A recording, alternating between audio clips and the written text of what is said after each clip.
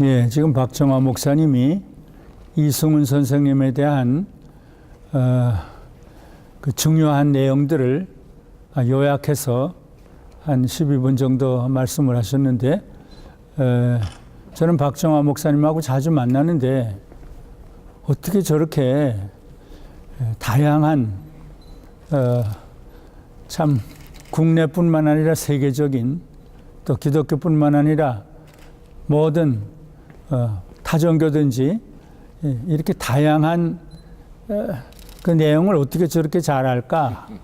예, 제가 이승훈 선생님에 대해서 좀 와서 말씀해 주시니까 나는 이승훈 선생님 잘 모릅니다.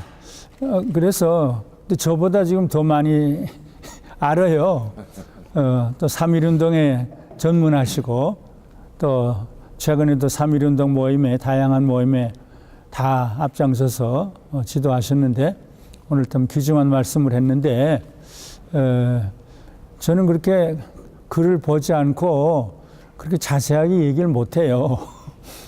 근데 그래서 한두 가지 또 얘기를 하면은 그분은 폭이 넓다, 너무 다양하다 그랬는데, 나중에 어떤 사람들이 선생님 민족주의자입니까?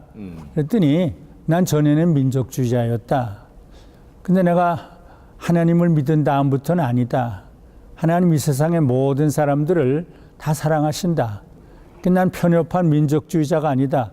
내가 일본을 비판하는 것은 일본 사람들이 전 사람과 다르기 때문이 아니라 그들이 잘못을 범한 것 때문이다. 그래서 민족주의자, 조만시 선생도 그랬다고 그래요. 난 옛날에 민족주의자인데 민족주의자 아니다. 그리고 그분은 정말 참 한국교회 지도자인데, 그분의 가르침을 받은 사람들이 여러 사람이 있어요. 그 중에 한 분이 한경직 목사님이에요. 한경직 목사님이 이승훈 선생에 대한 그 회고의 얘기를 하면서 눈물을 흘릴 정도로 그분이 이랬었어. 우리를 오라고 그래서 갔더니 자기 몸을 다 이게 내가 매맞아서 이렇게 됐어. 그걸 보여주면서 그렇게 감동적이었고, 내가 너희들에게 할 말이 있어.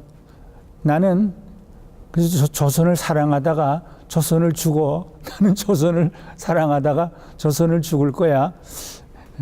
그래서 한경직 목사님이 쓴 글을 제가 가져왔는데 너무 감동적으로 이승훈 선생의 기념 동상을 어린이 대공원에 나중에 세워요. 대공원에, 어린이 공원에 이승훈 선생의 동상을 세우는 동상 건립위원장이 한경직 목사님이에요. 한경직 목사님. 근데 그분뿐만 아니라 함석권 선생 누구. 그래서 이렇게 귀중한 분이다. 내가 그걸 준비를 하면서 생각을 했고, 배타적이 아니라 일본까지도 모두를 포용할 수 있는, 참 3.1운동은 민족의 독립이지만 아시아의 평화, 우리들하고 다르구나, 우리 선배들이. 그리고 그분은 그저 순수하고 참 진실한데, 또 그냥 막가파라고 그럴까. 제 별명이 중에 하나가 막가파인데, 그저 이 사람 저 사람 불러다 놓고 이 독립운동을 해야 돼 이러고, 어느 날 어디 갔다 오니까 사람들이 막 떠들었대요. 그래서 33인 중에 누굴 첫째로 세우냐, 우리 기독교인 중에서 누굴 세우냐, 그걸 서로 싸우고 있었다니까. 좀 조용해라. 이 순서는 누가 먼저 죽느냐 하는 게 순서다. 손병희 선생을 먼저 써라. 그러니까 다 싸우던 사람이 조용해졌다고. 근데 그분의 참 지도력이라고 그럴까, 순수하니까 싸우다가, 그리고 처음에 천도교가 그쪽에서 이거 할까 말까 그랬대요. 근데 그들을 또 포용을 하는 거예요, 천도교를. 그래서 참 이런 분이 어디 있을까.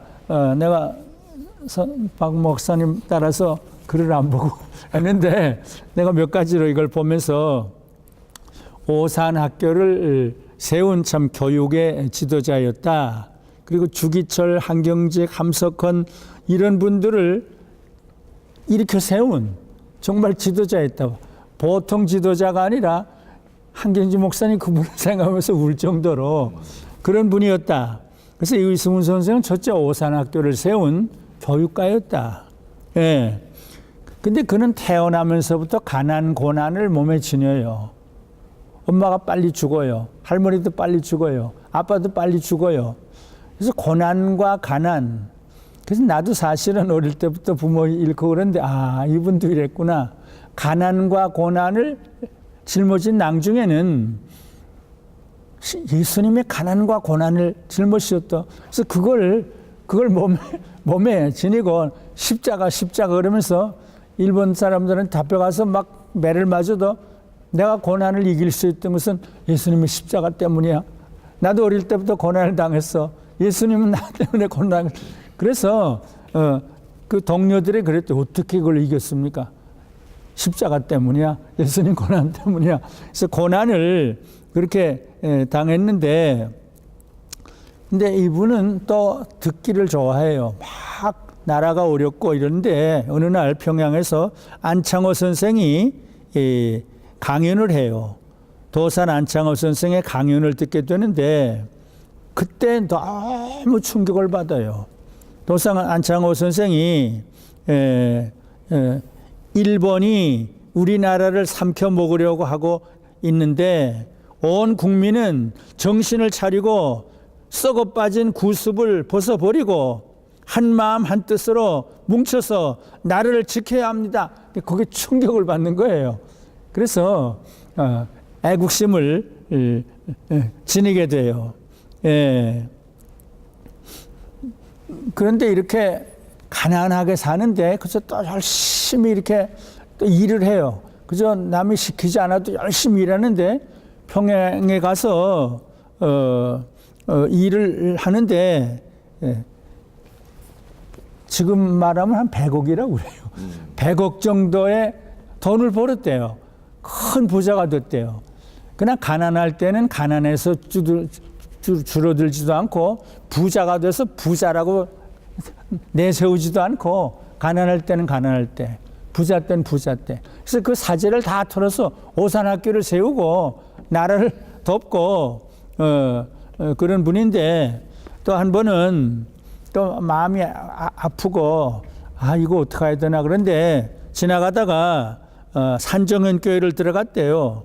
근데 한석진 목사님이 십자가에 대한 설교를 했대요. 십자가의 고난이라는 설교를 했대요. 그 설교에 큰 감명을 받는데 십자가에 나타나는 희생과 사랑과 고난의 정신이 이 정신이 나를 구원할 수 있다. 이 나라를 구원할 수 있다. 그래서 십자가. 예. 그래서 안창호 선생 때문에 나라를 사랑하고 또 한석진 목사님 때문에 또 참 모두를 사랑하고 그렇게 됐는데 나중에 조만시 선생이 와서 오산학교를 같이 세우는 일에 앞장을 서게 됐대요. 둘째로 이분은 이제 한석진 목사님 때문에 예수님 믿게 되는데 그래서 술 먹은 거 다 없애버리고 뭐 다 나쁜 짓 하는 거 다 없애버리고 그 다음에 여기 1910년 10월에 정주의 교회를 예수를 믿은 다음에 한 달 안에 교회를 세웠다고 그래요. 그러니까 화끈한 사람이에요. 이승훈 선생은 하나님과 교회를 사랑한 신앙이었는데 이승훈 선생은 학교만 세운 것이 아니라 또 오산 학교 그다음 정주에 오산 교회를 세워요. 1910년 10월에 정주에 교회를 짓기 시작했어요. 평양에서 한석진 목사님의 설교를 듣고 예수를 믿기로 작정한 지 한 달 만에 돈도 다 드리고 그죠? 정말 화끈한 사람이었어요. 예수 믿은 지 한 달 안에 교회를 지은 사람이에요. 제목을 쌓고 돌을 나르고 그래서 2달 안에 아담한 교회를 세우게 됐대요. 그래서 오산 학교를 통해서 교육, 또 오산 교회를 통해서 참 불쌍한 백성들, 그래서 오산학교는 민족의 지도자를 양성하는 민족의 학교가 되었고, 오산교회는 하나님 나라의 백성을 양성하는, 하나님 나라의 백성을 양성하는 또 도장이 됐다고 그래요. 오산교회 예배는 단정하고 질서정연하고, 근데 셋째는 이제 3.1운동을 일으킨 참 애국자의 대표인데, 사람이 그래요. 또 여러 사람들이. 이승훈 선생이 없으면 3.1운동 없었어. 16명이 서로 다투고 싸우고 그랬어. 이승훈 선생 때문에 3.1운동이 일어났어요. 그러니까 만약 그의 굳은 결심과 민첩한 활동이 없었다면, 그가 조금이라도 지체하였다면 3월 1일의 거사의 기회는 놓쳐버리고 말았을 것입니다.